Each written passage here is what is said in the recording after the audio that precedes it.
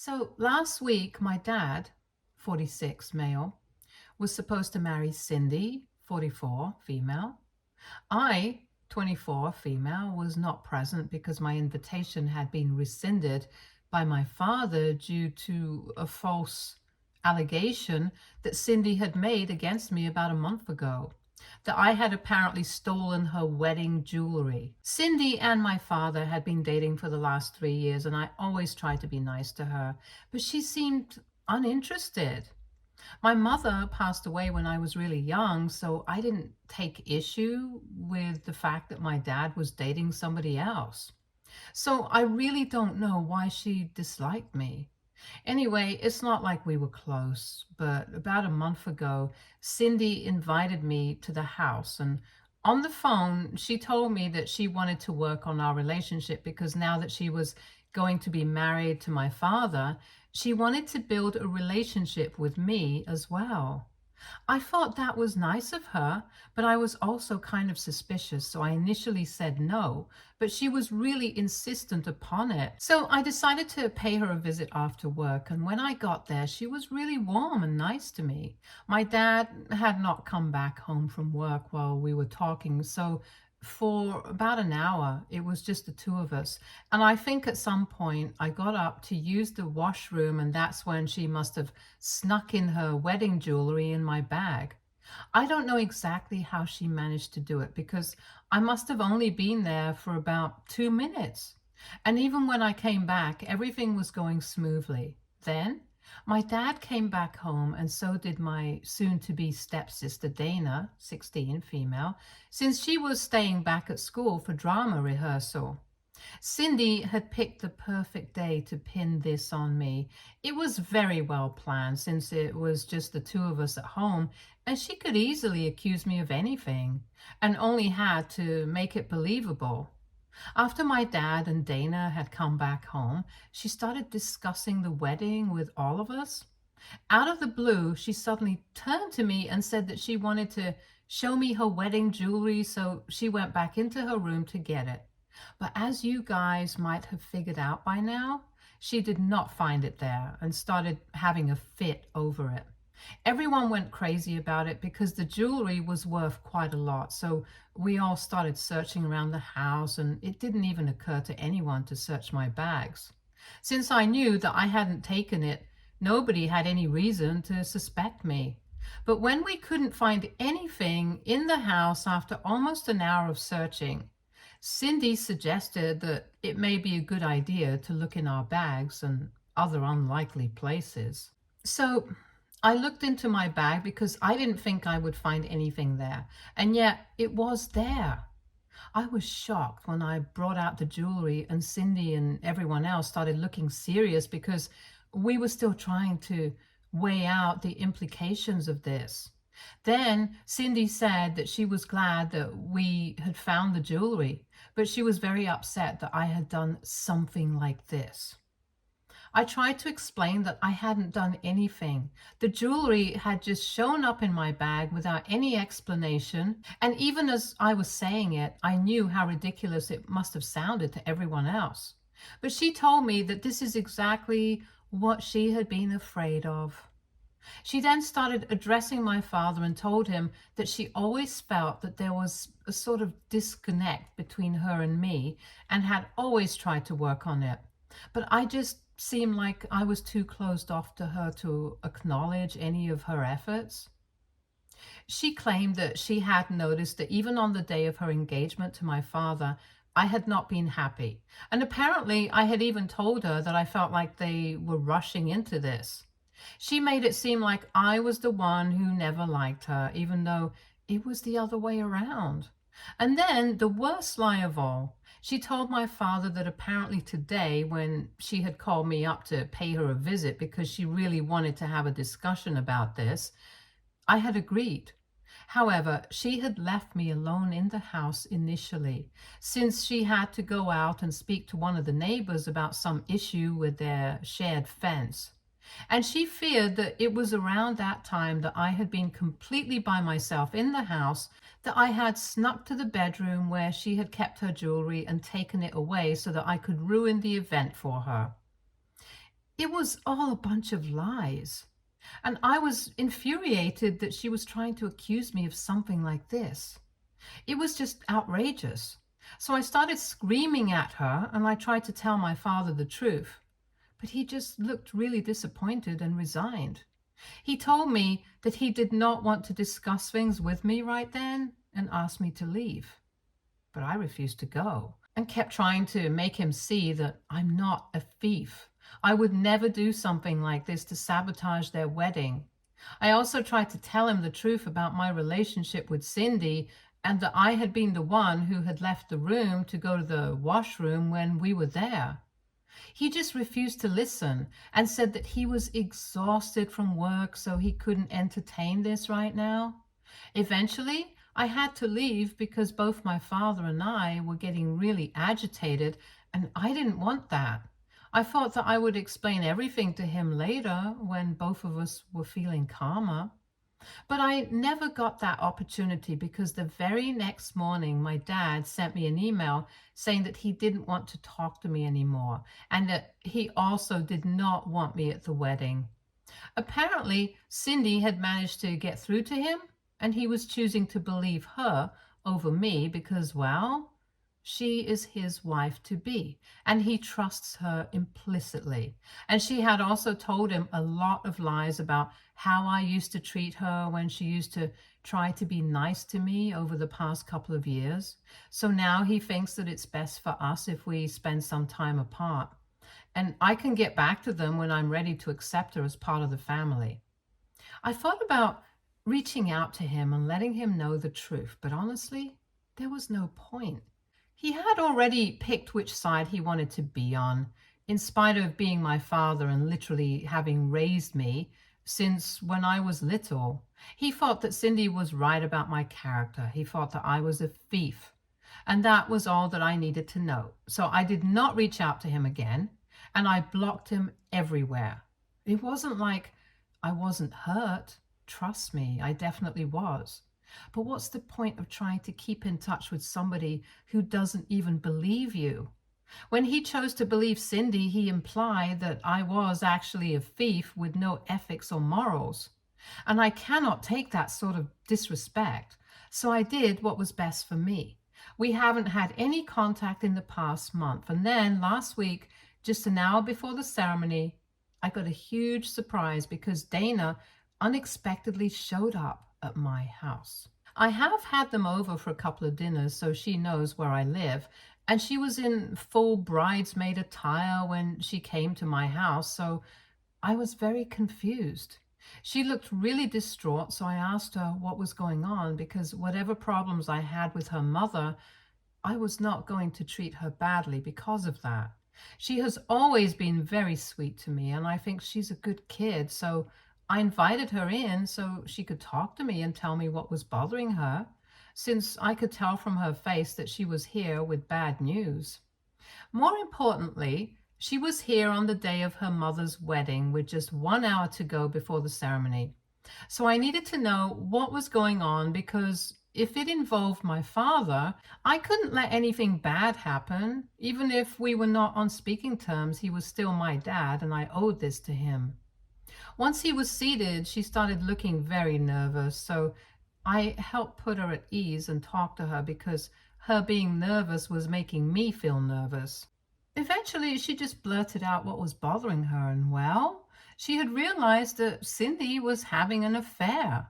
She told me that 2 weeks before the wedding, she had been coming back home from school with a couple of her friends, and they had spotted her in a cafe holding hands with another man. She had confronted her mother about it later on once she got home, and Cindy had denied everything and got defensive, but that confirmed what they already believed, that her mother was having an affair and was cheating on her fiancé. She even went through her mom's phone while she was asleep, and she was right about everything. But she just didn't know what to do about it, so she kept her mouth shut for 2 weeks.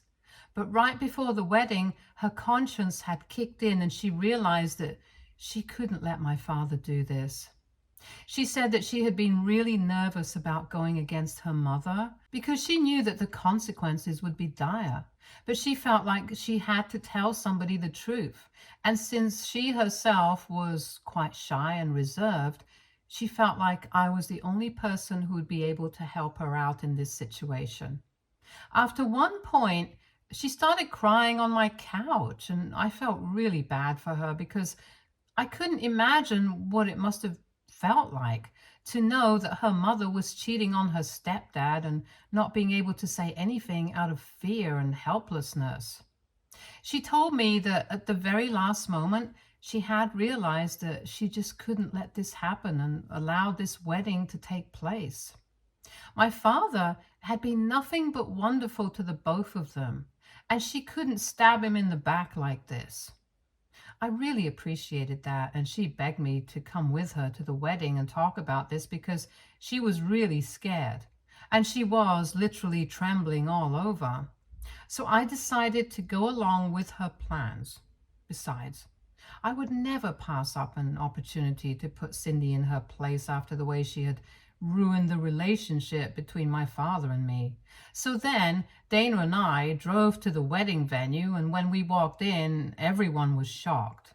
Mostly because I was in casual clothes and they didn't expect me to show up like that for my father's wedding.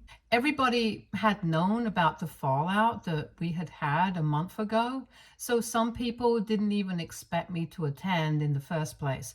And then there was also the fact that Dana's family had been worried sick about her because she had gone missing just an hour before the wedding, and everybody had been waiting for her to show up so they could start with the ceremony. But when the two of us walked in, my father and Cindy were shocked.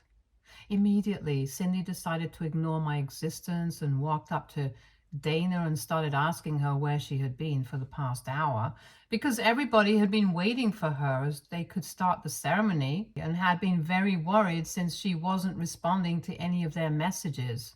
And then she just started towards me and asked me why exactly Dana had dragged in this filth with her on the most important day of her life. That really pissed me off, so I decided not to wait any longer, and I spoke up loud enough for everyone to hear and told everybody what Dana had told me about how Cindy had been having an affair and I was here with Dana to help my father so he wouldn't be stupid enough to marry this woman. The look on Cindy's face when I said that was worth seeing, and I got to enjoy it for a good few seconds before she launched herself at me and started hitting me. I was caught off guard because I had not expected her to physically attack me like that. And she scratched my face a good few times while she was on top of me, but I managed to recover quickly, and my flight or fight kicked in, so I tracked her, and eventually people were able to separate us.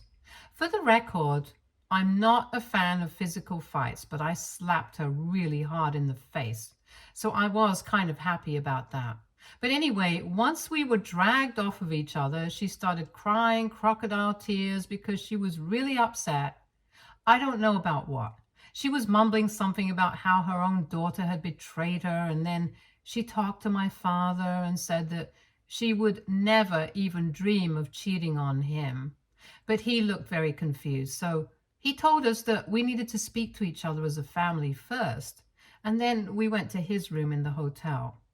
Once we were in the room, Dana told my father in person about everything that she had seen on the phone, and Cindy knew instantly that she was screwed.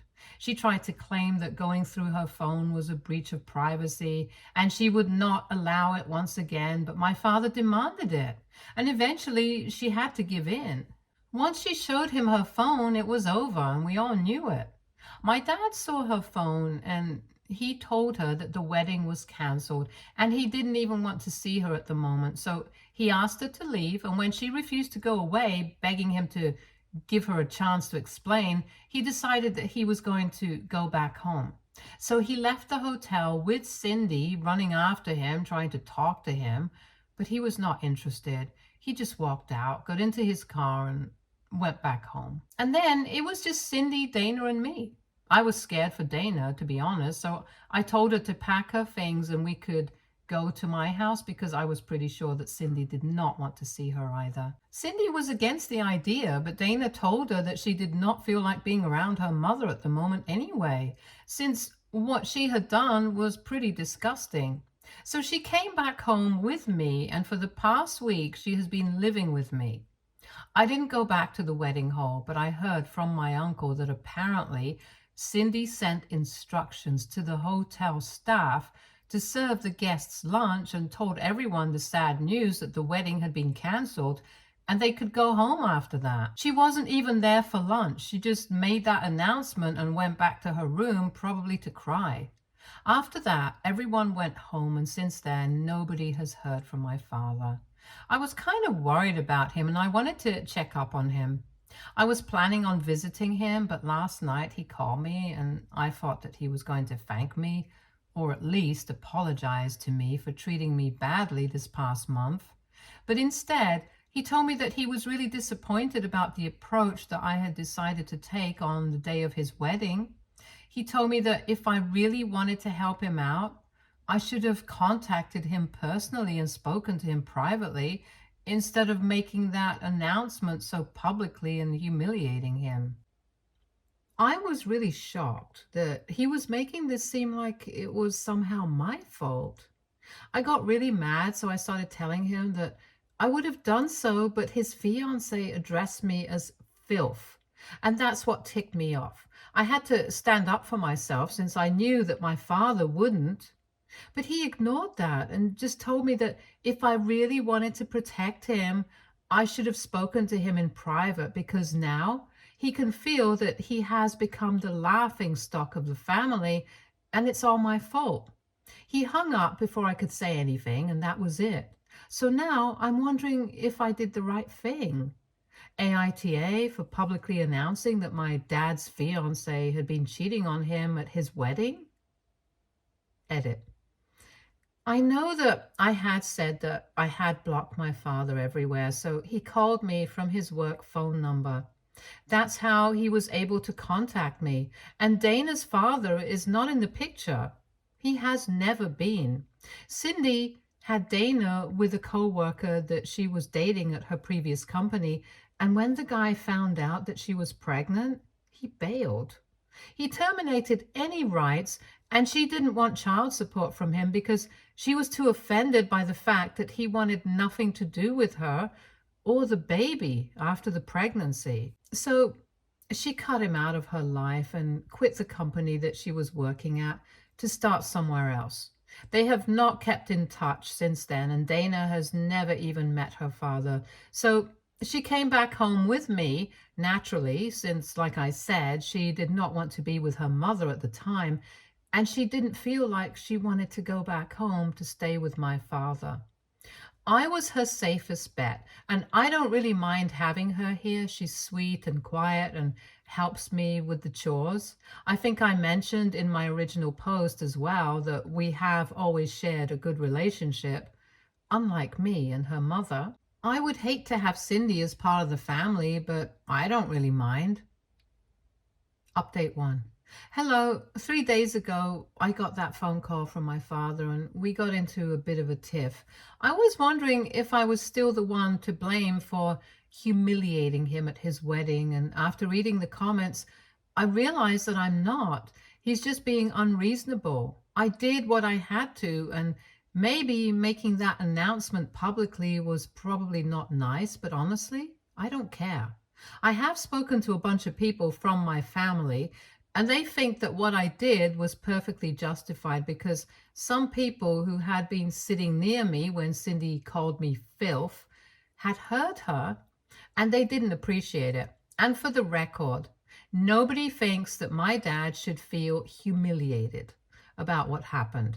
People mostly feel bad about him, but they are not treating him like the laughing stock of the family like he believes. I mean, that's just ridiculous. Personally, I don't think that what he had done to me 1 month ago was justified either. He had literally cut me off and uninvited me from his wedding based on what Cindy had said to him. It had been her word against mine, and he had chosen to believe Cindy.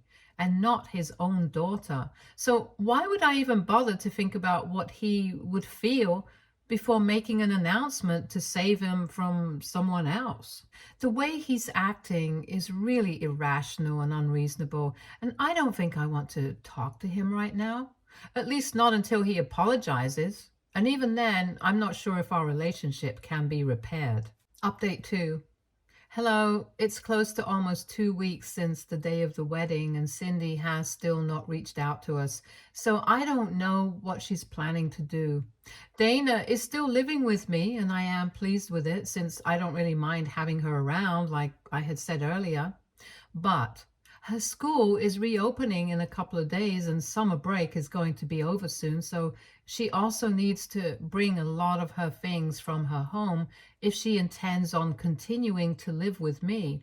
Money is not a problem for me. I can support her since I earn enough, and that's one thing that I'm grateful for. But I feel like this whole conflict needs to be resolved at some point. For Dana's sake, if not mine. I don't know. I just feel like there are a lot of things that have not come to a conclusion, and right now, everything is just kind of hanging in the air. I guess what I'm trying to say is there is a lot of confusion about what's going to happen in the future, and that goes for both me and Dana, since none of us have any idea what our parents are up to. It's making me feel blindsided and out of control because I don't know what to expect.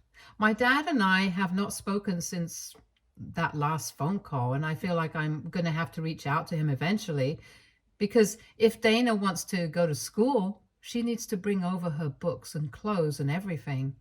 So far, she has only been sharing my clothes and whatever she had brought to the hotel for the wedding.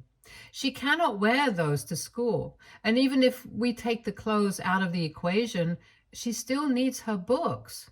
So we will definitely have to go back to my dad's house for that. And so I'm going to have to talk to him and coordinate the timings with him. But at the same time, I feel really weird about this. And I feel like whatever relationship that I had with my father has been absolutely ruined. And we can never go back to being the same way again. So even talking to him feels like a massive task.